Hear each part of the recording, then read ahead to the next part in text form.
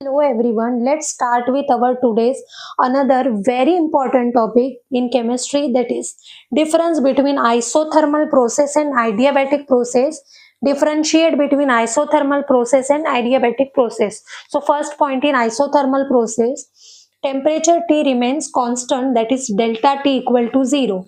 Adiabatic process, heat content Q remains constant, that is delta Q equal to 0।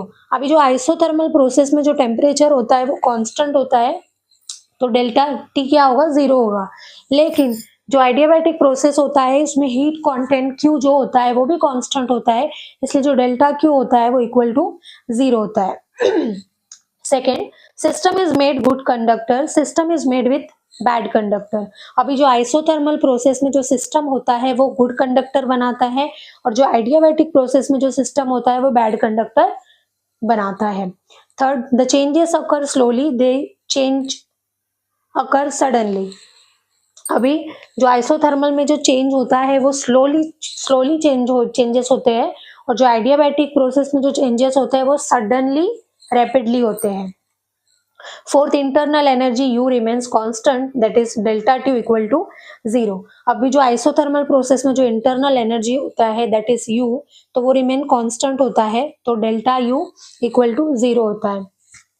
लेकिन जो adiabatic process होता है उसमें जो इंटरनल एनर्जी होते हैं वो चेंज होते हैं, वो कांस्टेंट नहीं होता है, तो that is U is not equal to constant, तो delta U is not equal to 0।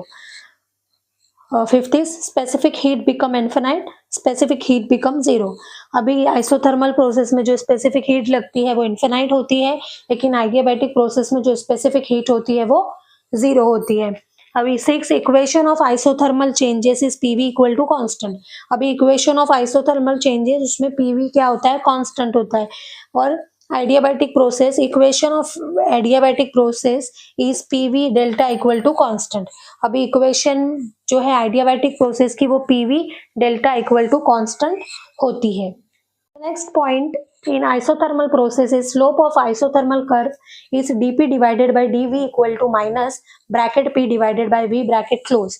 अभी जो slope of isothermal curve है उसका फॉर्मूला है ये, और जो एडियाबैटिक कर्व का फॉर्मूला होता है dp divided by dv equal to minus delta bracket p divided by v bracket close.